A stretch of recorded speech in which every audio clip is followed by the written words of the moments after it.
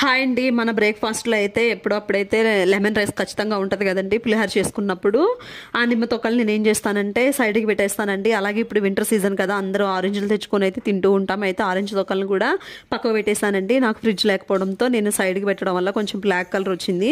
మీరు కనుక ఫ్రిడ్జ్ ఉంటే ఫ్రిడ్జ్లో పెట్టుకుంటే కనుక చాలా ఫ్రెష్గా ఉంటాయి. అయితే వాటిని బ్లాక్ అయిందని చెప్పి నేనైతే ఒక 2-3 టైమ్స్ అయితే వాష్ చేశానండి.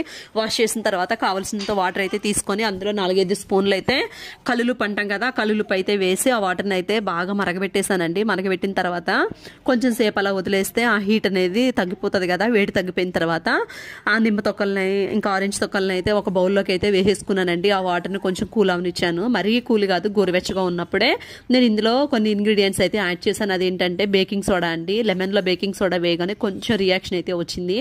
ఇంకా ఆ తర్వాత వాటర్ని అయితే స్ట్రెయిన్ చేసేసుకున్నాను, ఫిల్టర్ చేసేసుకున్నానండి. ఫిల్టర్ చేసుకున్న తర్వాత కొంచెం గోరువెచ్చగా ఉన్నప్పుడు